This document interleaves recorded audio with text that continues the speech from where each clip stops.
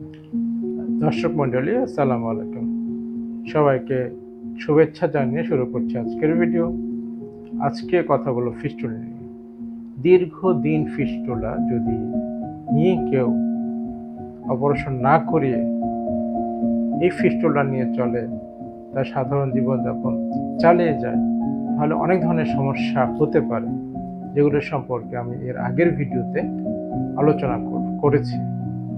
আজকে আলোচনা করব যে এই ফিস্টুলা থেকে কি কোনোদিন ক্যান্সার হতে পারে। অত্যন্ত গুরুত্বপূর্ণ একটা বিষয়।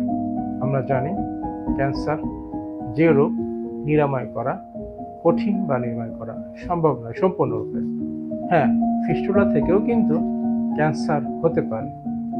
দেখা গেছে যে বিভিন্ন গবেষণাপত্রে গবেষণা করে বিভিন্ন হসপিটালে সারা বিশ্বে যে ফিস্টুলাগুলোর বয়স 10 বছরেরও বেশি, সাধারণত এই ফিস্টুলাগুলো থেকে অনেক সময় কিন্তু ক্যান্সার হয়ে যেতে পারে। দীর্ঘদিন এই ফিস্টুলার আশেপাশে যে স্কিন বা চামড়া আছে, এই চামড়ার মধ্যে বিভিন্ন ধরনের কেমিক্যাল, পুজ, ব্লাড এগুলো লাগছে বারবার এই স্কিনের ওপর, চামড়ার ওপর।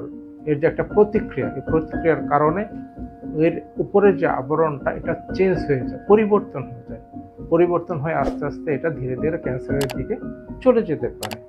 এজন্যই অনেক দিন ফিস্টুলা নিয়ে বসে থাকবেন না, যত দ্রুত সম্ভব অপারেশন করিয়ে নেবেন, তাহলে এই মরণ ঘাতী ক্যান্সার থেকে নিজেকে বাঁচাতে পারবেন। হয়তো বা এর পরিমাণ খুবই কম, কিন্তু সেটা যদি 1000 একজন হয়, সেটা যদি আপনি হন, তাহলে তো আপনার জন্য অবশ্যই এটা খারাপ। সুতরাং বিষয়টি মাথায় রাখবেন। সবাইকে অনেক ধন্যবাদ।